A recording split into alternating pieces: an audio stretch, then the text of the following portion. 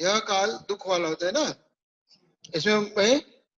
इसमें बार बार मनुष्य बार बार भोजन करता है।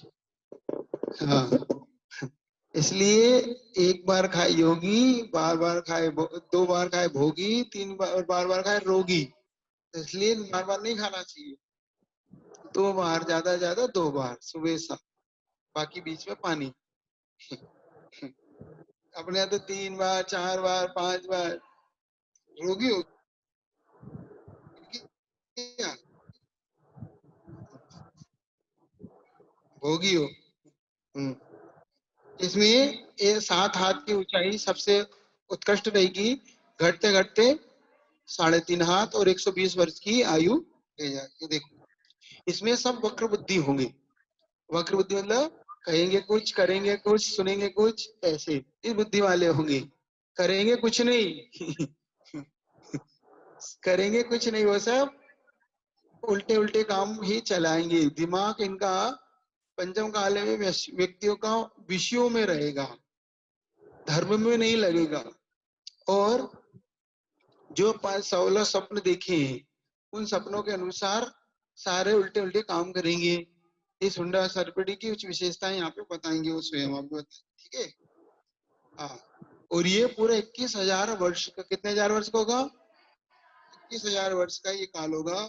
और अंतिम के 3 सेनन, जो 6 सेनन होते हैं, वज्र ऋषभ नारद सेनन, वज्र नारद सेनन और नारद से, ये नहीं होंगे। आद्य कीलक, अर्ध कीलक और असम प्राप्तिका, ये 3 अंत के 3 सेनन होंगे। इसलिए इस काल में व्यक्ति मोक्ष नहीं जाएगा विशेष तौर से, क्योंकि सेनन नहीं होगा उसका। सेनन नहीं होगा तो सेनन के अभाव में उसका ध्यान भी नहीं लगेगा, ध्यान नहीं लगेगा तो शुक्ल ध्यान इत्यादि उसका होगा नहीं, इसलिए वो मोक्ष के योग्य वो नहीं रहेगा।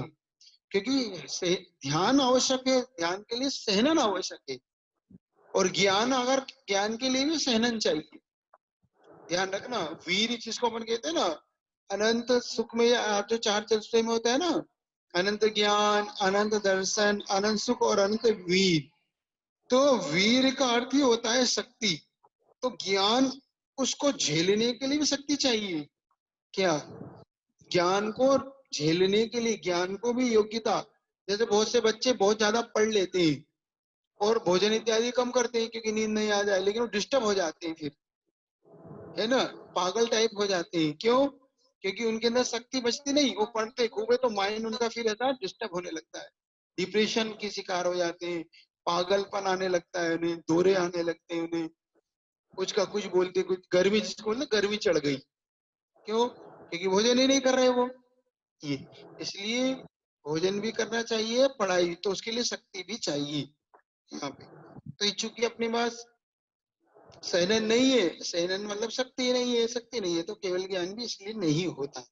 और केवल ज्ञान के लिए ध्यान चाहिए, शुक्ल ध्यान इत्यादि, वो ध्यान भी नहीं होते मनुष्य को ये। तो और ये यहाँ पर 500 वर्ष के बाद उपकल की राजा होगा, और 1000 वर्ष के बाद एक कल की राजा होगा। कल की और उपकल की ये 2 यहाँ पर भेद होंगे। उपकल की राजा के समय में धर्म बढ़ेगा, कल की राजा के समय में धर्म घटेगा। और यहाँ पे हर 50-100 वर्षों में धर्म का उत्थान होगा और पतन होगा। ये 500 वर्ष, 250 और 500 वर्ष और 1000 वर्ष ऐसा चलेगा, है ना कुल। तो 500 वर्ष में कल की, 1000 में कल की। तो इसीलिए अपने यहाँ पर कल की व्यवस्था इस तरीके से बनती से धर्म घटते बढ़ता रहता है, धर्म का प्रभाव बढ़ता है। अच्छे अच्छे आचार्यों का सानिध्य, अच्छे गुरुओं का सानिध्य मिलता है। बाद में फिर उन्हीं गुरुओं का अभाव होने लगता है। जैसे देखो अभी जब मुगलों का शासन रहा 500-700 वर्ष तक, और तो अभाव हो गया था। सिर्फ गिनी चुनी जगहों पर, कुछ दक्षिण में, उत्तर में कुछ गिनी चुनी जगहों पर गुरु रह गए, जहां पर कुछ हिंदू राजा, कुछ जैन अच्छे पकड़ वाले जिनको कहते हैं ना उनकी राजा, तो वहां पर जैन शासन थोड़ा सा रह गया। बाकी सब मुनियों का अभाव सा होने लगा, इसीलिए उन्हें गाना पड़ा ते गुरु मेरे उर्वशी जे तारण तरण जिहाज, आप तेरे पर तारते ऐसे श्री जिन राज, ऐसे श्री ऋषि राज। तो क्यों कहना पड़ा? क्योंकि उस समय मुनियों का अभाव होने लगा। आप देखो बनारसी दास जी ये सब टोंडर मजली ये सब कह के गए, हे भगवान ये मुनि कहाँ मिलेंगे, हमने शास्त्रों में पढ़ रहे हैं मुनि कहाँ है। यहाँ तक कि बनारसी दास जैसे ने तो, जिन्होंने बनारसी दास जी ने तो इसके लिए रिसर्च भी करा, समझ रहे हो। जब वो समय सार इत्यादि पढ़ने लगे तो समय सार में उन्होंने पढ़ा कि भाई आत्मा की अनुभूति कैसे होगी, तो उन्होंने पढ़ा मुनियों को होती है।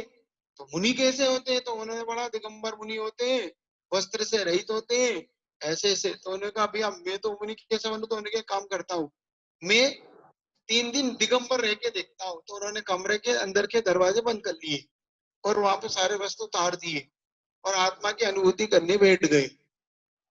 तो आप 3 दिन में तो अच्छे अच्छे को चक्कर आने लगते हैं। हाथी को तेला हो जाए तो उसका मद उतर जाता है 3 दिन के अंदर, तो ये तो फिर मनुष्य है। तो बनारसी दास जी ने उसमें लिख के गए फिर अपने इसमें कि करनी को तो रस मिटियो, आयो न निज को स्वाद, भाई बनारस की दशा जैसे ऊंट को पात। लिखना पड़ा उन्हें। करनी को तो रस मिटियो, मैं जो पूजा पाठ अभिषेक स्वाध्याय करता था वो तो मिट गया। आयो ना निज को स्वाद, मतलब जो आत्मा की अनुभूति करने के लिए गया था वो तो हो ही नहीं। भाई बनारस की दशा हे मैं बनारस, मुझे मेरी बनारसी दास की दशा ऐसी से ऊंट को पात कि इसलिए कोई भी व्यक्ति बिना संयम धारण किए जब तक वो उसमें, जब तक वो उसको करे ना तब तक नहीं होती अनुभूति। मतलब संकल्प पूर्वक, ऐसा नहीं 3 दिन बैठ गए आप उन्हीं अवस्था में तो हमें हो जाएगा, ऐसा नहीं। इसलिए उन्हें लिखना पड़ा। अब बताओ क्या चल रहा होगा? अब 2500 वर्ष से तो उपकल्कि का समय आया होगा। अब तो 500 वर्ष के बाद आ रहा ना, 2000 में आया होगा, 2000 वर्ष पहले। अब 500 वर्ष बाद उपकल्कि का है ना, अब तो 3000 में आएगा कल्कि। 1000 बीतने पे है ना, 1000 के बीतने पे। इसीलिए देखो इस समय भी धर्म का उत्थान है ना अपना। धर्म का उत्थान मतलब अच्छी, इस समय जिन शासन की अच्छी प्रभावना है, मतलब कहने का आशा ये है। हालांकि हालांकि ये तो तय है कि इतने प्रभाव नहीं है जैसा होना चाहिए, लेकिन फिर भी आज आचार्य गुरुवार है, अच्छे साधुओं का समागम है। 1000, 1200, 1500 साधु इस समय दिख रहे हैं अपने को। जिन शासन के अच्छे विद्वान पंडित मिलते हैं कम से कम। अब धीरे धीरे ये भी ह्रास को प्राप्त हो रहा है। कहा ना 150 वर्ष में ह्रास बदलेगा, जैसे आचार्य शांति सागर जी से धर्म की प्रभावना शुरू हुई। तो आज 1920 के अंतर्गत आचार्य शांति सागर जी ने दीक्षा ली थी। आज 2020 हो रहा है, तो 100 साल धर्म को होने को हो रहे हैं। धीरे धीरे धर्म का प्रभाव बढ़ा, उसके बाद धर्म का और प्रभाव बढ़ता गया, साधु दिखने लगे। अब भी जाए, अब धीरे धीरे अब धर्म का ह्रास होगा, फिर होगा, फिर बढ़ेगा, फिर होगा, फिर बढ़ेगा, ऐसे ही फटाफट चलेगी। फिर भी इस समय फिर भी साधु दिखते हैं। सोचो आज 100 साल पहले जो साधु का अभाव था, आचार्य शांति सागर जी महाराज के समय कितना शिथिलाचार हो गया कि साधु मठों में रहने लगे उस समय, और भट्टारक बन गए, कोई कुछ बन गया, कोई कुछ बन गया, कोई रुपए लेने लगे, कुछ उनके फिक्स होके जाने लगे, हार भी वही हो गया उनका, फिक्स हो गया, वही करने लगे। ये सब आने लगा धीरे धीरे। फिर बाद में काम करते करते, संघर्ष करते करते यहाँ तक जिन शासन खिंचाया है। बहुत कठिन है इस जिन शासन को खींच के लाना। अब तो ये बहुत कठिन हो रहा है ना। सुनना ही दुर्लभ हो रहा है कि जिन शासन को कोई सुनना नहीं चाहता। अब तो कहता भैया हमें तो छोड़ो, हमें छोड़ो। तो ये तो कल्कि उपकल्कि राजा होगा अंत में। फिर जो कल्कि राजा होगा उसके द्वारा ये जिन शासन पे खत्म आएगा। वीरांगज मुनि होंगे, है ना, सर्वश्री आरिका होगी, और अग्निल श्रावक होगा, और प्रियंगु ना पंगुश्री, ये 4 श्रावक श्राविका होंगे इनके ऊपर। हाँ उस समय कल के नाम जनमंथन, जल मंथन नाम का कल्कि होगा, जो टैक्स लगा देगा, इतना टैक्स लगा देगा, इतना टैक्स लगा देगा कि हर बात पे उसका टैक्स होगा, इतना टैक्स होगा। और पूछा जाएगा कि कौन है ऐसा जो साधु, मतलब कौन है जो हमारा टैक्स नहीं देता, तो बताएंगे ऐसे दिगंबर साधु है जो टैक्स नहीं देते। क्यों नहीं देते? क्योंकि उनके पास कुछ है ही नहीं ना। क्या कहाँ रहते हैं वो तो श्रावकों के यहाँ बनाए हुए संत निवास में रहते। अच्छा, तो उनकी कोई दुकान भी नहीं, मकान भी नहीं है। अच्छा, खेती बाड़ी नहीं, खाते क्या है? श्रावकों के यहाँ जाते हैं, बस वही जो मिल जाता है वो ले लेते हैं। ओहो, तो एक काम करो, जो वो पहला ग्रास ले, बस उसे टैक्स में ले लेना, वहीं पर वो टैक्स ले लेगा। महाराज टैक्स दीजिए आप आहार का। क्या दूं? ये दे दीजिए पहला ग्रास, हमारे राजा ने कहा। बस वो दे के बैठ जाएंगे, क्योंकि मुनि महाराज का अंतराय है। पिंड पतन नाम का एक अंतराय आता है, जिसमें से हाथ में से वो पिंड छुड़ा ले कोई, दे दे कोई टैक्स ले ले, तो फिर वो नहीं कर, क्योंकि उनका अधिकार नहीं है ना, वो दे दिया तो अंतराय।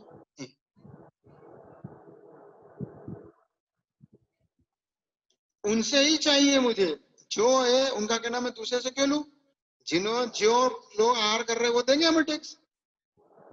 लेकिन उस समय ऐसा राजा, आप राजा की स्थिति तो देखो, जैन समाज क्या करेगी जब राजा के मन में ही भाव ऐसा आ गया है कि नहीं हमें तो टैक्स इनसे लेना है, तो फिर क्या? उन्हें तो पता नहीं कितने रहेंगे, लेकिन ये नाम आए हैं अभी फिलहाल तो, है ना?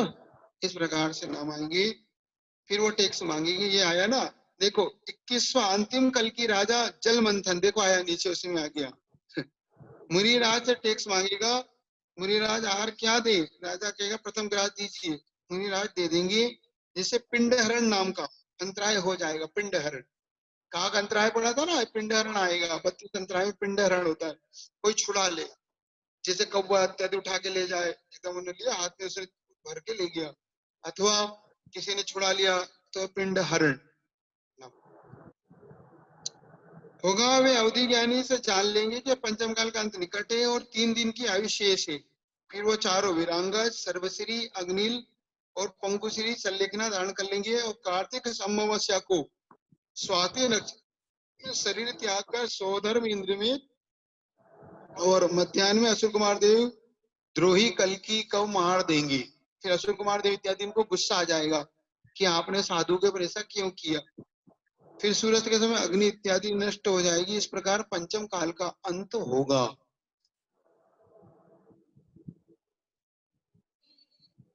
चारों सल्लेखना ले लेंगे।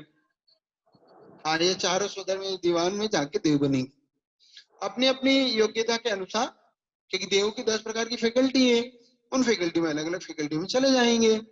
ऐसा तो देखो, आप इस समय कितने सौभाग्यशाली हो, फिर भी आपको जिन शासन देखने को मिल रहा है, इतने साधु साधु देखने को मिल रहे हैं। ये गिने चुने ही सम्यक दृष्टि होंगे, गिने चुने ही साधु होंगे। ये स्पष्ट बात ऐसे हो जाती है कि देखो कार्तिक अमावस्या को इस तरीके से हो जाएगा दीपावली के दिन, और अग्नि समाप्त हो जाएगी। अग्नि धीरे धीरे समाप्त, इस प्रकार से अग्नि समाप्त हो जाएगी। अग्नि के समाप्त होते ही ये पंचम काल फिर समझ जाएंगे, पंचम काल समाप्ति को हो गया, समाप्त हो जाएगा। फिर छठे काल लगने लग जाएगा। ये प्रत्येक कालकी के समय एक अवधि ज्ञानी मुनि नियम से होते हैं। देखो, कल्कि के समय एक अवधि ज्ञानी मुनि नियम से होंगे, वो अवधि ज्ञानी मुनि इस प्रकार से आपको, तो ये याद रखना, पंचम काल बड़ा निकृष्ट होगा। इसमें विषयों की भरमार होगी। आचार्य ज्ञान सागर जी महाराज से यही पूछा गया कि इस समय भव्य का पहचान क्या होगी, भव्यता क्या कहलाएगी? तो उन्होंने कहा, जो व्यक्ति इस पंचम काल में भी पंचेंद्रिय के विषयों को छोड़कर मंदिर आएगा, अभिषेक पूजा इनमें धर्म ध्यान करेगा, समझो वो भव्य है। क्यों? क्योंकि अभव्य का ऐसा कभी भाव नहीं बने।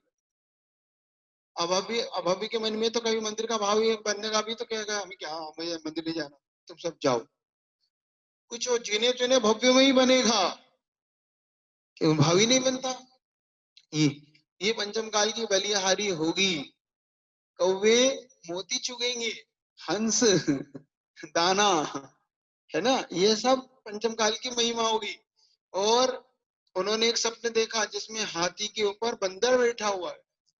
तो और जो राजा लोग होंगे वो नीच कुलीन होंगे और अच्छे लोग उनके दास होंगे। दास मतलब उनके यहाँ नौकरी करेंगे या उनकी सेवा में रहेंगे या उनकी चमचागिरी करना पड़ेगी जब काम होंगे। चांद में छिद्र देखा, चांद में छेद, तो ने कहा धर्म में बंटवारे हो जाएंगे। धर्म में चांद में उन्होंने बहुत सारे छेद देखे, तो उन्होंने धर्म का फल बता दिया कि आगे जाके धर्म छिन्न भिन्न हो जाएगा। जिन शासन को मानने वाले लोग कम हो जाएंगे और जिन शासन के भी भेद प्रभेद बहुत सारे हो जाएंगे। देखो आप देखो, आज दिगंबर, श्वेतांबर, है ना, फिर उसमें भी स्थानकवासी, फिर तेरापंथी, 20 पंथी, फिर मंदिरवासी, फिर अलग वो अलग, मुंह पट्टी, छोटी पट्टी, बड़ी पट्टी, है ना, ये सारे के सारे कार्यक्रम शुरू हो गए। ये वो फल बता गए थे आपको। उन्होंने देखा कि भूत नाच रही है, तो बता उसका फल बता दिया था हमने। आने समय में व्यंतरों की पूजा होगी और वीतराग भगवान की उपेक्षा होगी। मतलब जैन कुल में भी जन्म लेके वो व्यंतर इत्यादि की पूजा में लगेगा। देखते ना अपन लोग ये सब। सरागी देवताओं की पूजा करेंगे, कहीं पीर फकीर ये वो, इनकी पूजा तो खूब होगी। तुम्हारे वीतराग भगवान की उपेक्षाएं करेंगे लोग, जीनी खुद करेंगे अपने हाथ से। अरे कुछ नहीं, भगवान कुछ नहीं दे, छोड़ो छोड़ो, आगे बढ़ो। ऐसे आप बहुत कठिन है इसलिए कह रहा हूं, आप इस दुर्लभता को समझो। आगे बहुत 16 स्वप्न अच्छे हैं, कल 16 सारे 16 स्वप्नों के फल कल बताएंगे, है ना। कल 16 स्वप्न के फल पूरे एक करके समझेंगे अपन कि 16 स्वप्न कैसे कैसे उनको आए और किस प्रकार से उन्होंने फल बताए। आप खुद महसूस करोगे कि ऐसे कैसे 16 स्वप्न हुए इस प्रकार से। तो पहला काल हो गया सुकमा सुकमा, 4 कोड़ा कोड़ी सागर का हो गया, 6000 धनुष की हाइट हो गई, 3 पल्ली की आयु हो गई। दूसरा हो गया सुकमा काल, 4000 धनुष की हाइट होगी, 2 पल्ली की आयु होगी, 3000 वर्ष की कुल टोटल काल होगा। 3000 कोड़ा, 3 कोड़ा कोड़ी सागर का टोटल ये होगा। तीसरा काल होगा सुकमा दुखमा, ये इसमें 2000 धनुष की हाइट होगी, अंततः घटते घटते 500 धनुष हो जाएगी, 1 पल्ली की आयु हो जाएगी और अंत में घटते घटते ये पूर्व कोटि की आयु तक आ जाएगी। यहाँ पर 14 कुलकरों के जन्म होंगे, अंतिम कुलकर से तीर्थंकर का जन्म होगा। ठीक इस प्रकार से सब काल में तीर्थंकर। चतुर्थ काल में सुकमा दुखमा सुकमा काल का नाम होगा, जो पूरा 42,000 वर्ष कम 1 कोड़ा कोड़ी सागर का होगा, जिसमें तीर्थंकरों के जन्म होंगे। 63 नारायण, प्रतिनारायण, चक्रवर्ती, बलभद्र, इन सबके जन्म इसमें इस काल में होंगे। इस काल में मोक्ष जाएगा साधना के माध्यम से और यहीं से वो अपने जिन शासनीय जैन धर्म का, या यूं कहें अपन कि वीतराग धर्म का प्रचार प्रसार यही होगा। इस प्रकार से धीरे धीरे घटते घटते 3.5 हाथ की हाइट, 7 हाथ की हाइट रह जाएगी और 120 वर्ष की आयु कुल अंत में रह जाएगी। यहीं से फिर वहां पर आपका पंचम काल लगेगा। तृतीय काल में जो भोगभूमि समाप्त हो गई थी, तो कल्प वृक्ष का भी समाप्ति हो जाएगी। तो 6 कर्म की व्यवस्था यहाँ पर चलेगी, जिसका नाम कर्म भूमि होगा। ये 3 कर्म भूमियां होंगी, 3 भूमियां होंगी।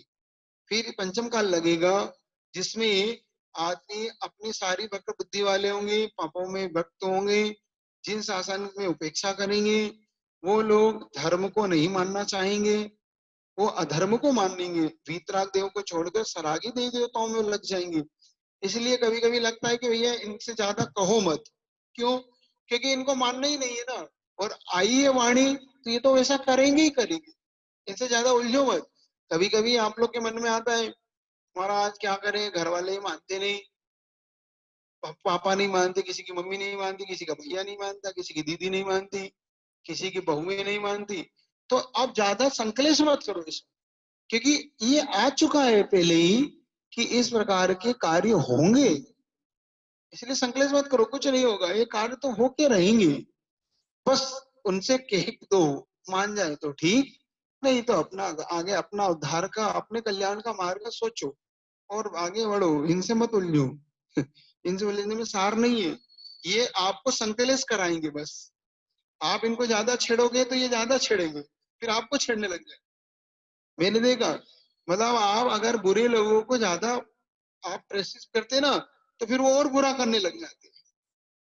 और जानबूझ के पहले सोमवार पूछते थे, पूरे सप्ताह ही पूछने लग जाते हो, घर में ही ले आते हो कि अब तो यही, अब तो यही, हम तो यही पूछेंगे, अब तुम्हें जाना तो तुम चले जाओ, और नहीं तो फिर हमारे साथ आ जाओ।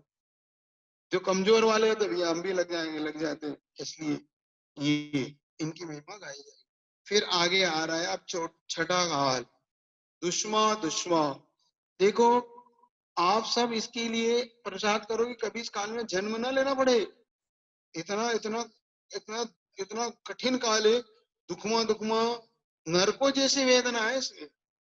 जैसे आप नरक जाना नहीं चाहते ना, वैसे ही जीव को इस छठे काल में भी ऐसे कार्य मत करो कि छठे काल में जन्म हुआ। आचार्य भगवान ने इसलिए तो कहा था कि लोग आजकल साधु तो चतुर्थ काल के चाहते हैं और श्रावक छठे काल के हो रहे हैं। श्रावक तो हो रहा है छठे काल का और साधु चाहता है चतुर्थ काल का। इसीलिए श्रावक भी थोड़ा सा चतुर्थ काल का हो जाए तो साधु चतुर्थ काल का मिलने लगेगा, फिर भी कोई बात है कि नहीं। चलिए देखो, यह काल दुख ही दुख वाला होगा, मतलब छठे काल की विशेषताएं देखो, हिल जाओगी। छठा काल इतने दुख वाला है, आपको लगेगा कि हम अभी पंचम काल में फिर भी सुखी हैं। जो आप रोते रहते हो ना, महाराज जी कोई सुखी नहीं है, हमारी तो कोई सुनता नहीं है, हमारा तो बस कुछ नहीं। अब देखो क्या होने वाला है छठे काल में, आपको स्वयं समझ में आएगा कि क्या होगा। इस काल में प्रारंभ में 3 हाथ और 3.5